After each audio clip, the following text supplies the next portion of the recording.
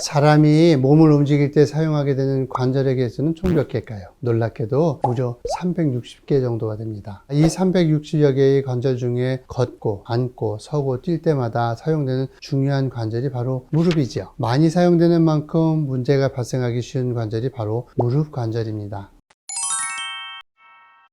안녕하세요 여러분, 이창호TV 정형외과 전문의 이창호입니다. 우리나라 노인들 중 한 해 무릎 통증으로 병원을 찾는 환자들의 수는 대략 300만 명이 넘습니다. 3명 중 1명꼴로 무릎 때문에 고통을 느끼고 있는 셈이죠. 무릎을 건강하게 관리하는 사람은 병원 신세를 지지 않으면서 높은 삶의 질을 영위할 수 있겠습니다. 반면에 과도한 운동을 했거나 여러 사정들로 인해서 무릎 관리가 되지 않은 노인들의 노후는 어려울 수밖에 없겠습니다. 오늘은 어떻게 해야 건강한 무릎을 유지하면서 젊은 노인으로 건강하게 살 수 있는지, 건강한 무릎을 저축하고 무릎 질병을 예방할 수 있는지에 대해서 말씀드리려고 합니다. 몇 분만 투자를 하시면 건강한 무릎을 건강한 자산으로 저축하실 수 있습니다. 정형외과 전문의로 이야기하고 싶은 두 가지 방법이 있는데요. 첫째는 무릎과 소통하면서 생활 방식이나 자세를 정하라는 것입니다. 이 말은 젊었을 때부터 무릎이 자신에게 전하는 소리를 잘 듣는 것을 포함합니다. 무릎은 스스로 견딜 수 있는 운동의 범위를 알고 있고요. 손상이 일어났을 때 스스로 회복하는 능력도 가지고 있습니다. 그래서 무릎 일부에 손상이 발생한다 하더라도 나머지 부분들이 함께 도와가면서 회복을 이뤄냅니다. 무릎 일부에 손상이 생기면 무릎이 시큰거리고 또 부어오르거나 뻑뻑한 느낌이 들기도 하고요. 자세를 바꿀 때 부분적으로 통증이 나타나기도 합니다. 무릎이 이런 신호들을 보낼 때 회복을 위해서 어려운 동작들이나 문제를 일으킬 수 있는 행동들을 자제하고 회복의 시간을 주어야 합니다. 짧게는 1, 2주이지만 길게는 4주에서 6주가 걸리기도 하는데요. 이 기간을 주의한다면 무릎은 특별한 약이 없어도 스스로 회복해서 대부분 다시 정상 상태로 돌아갈 수 있습니다. 무릎이 자신에게 불편감이나 통증 또는 부종 등을 나타낼 때는 그때 질병이 시작된 것이 아니라 이미 통증이나 부종이 있기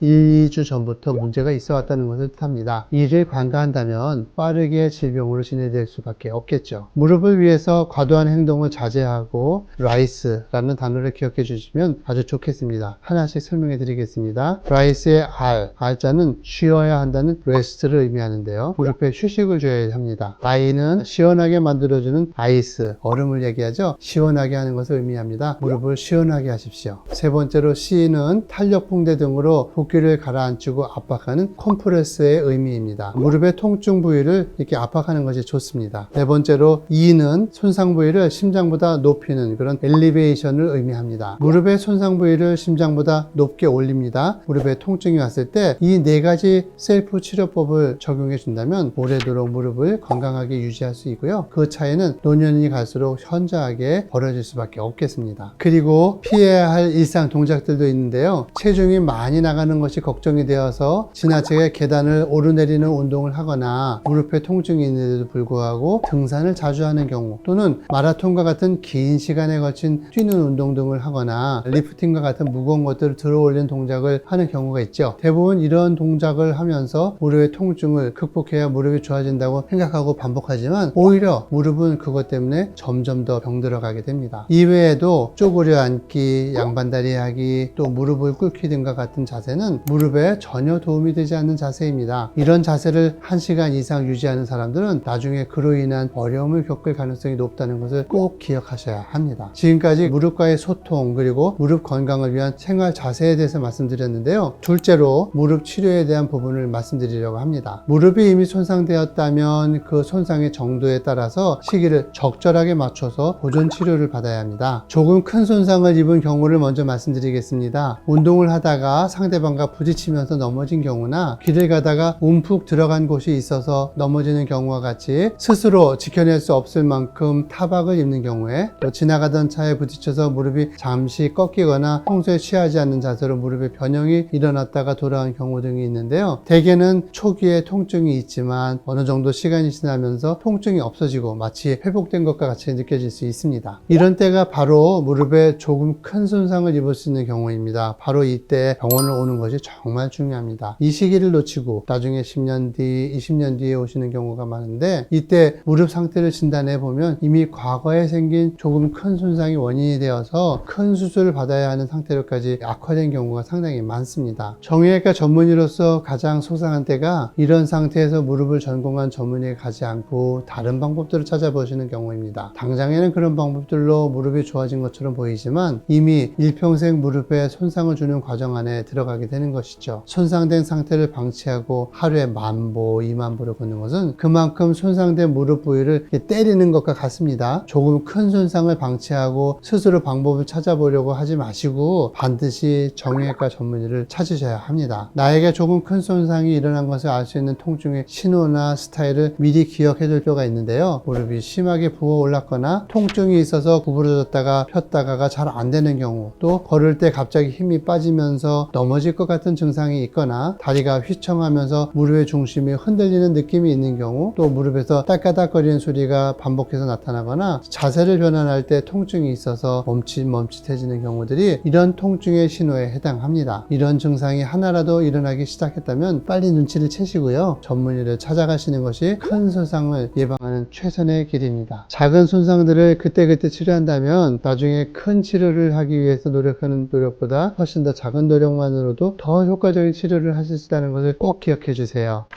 이창호와 함께하는 젊은 노인 의학 시리즈 다음 편도 기대해 주시고요. 구독과 좋아요, 댓글, 알림 설정 잊지 마시고 다음 시간에 만나요.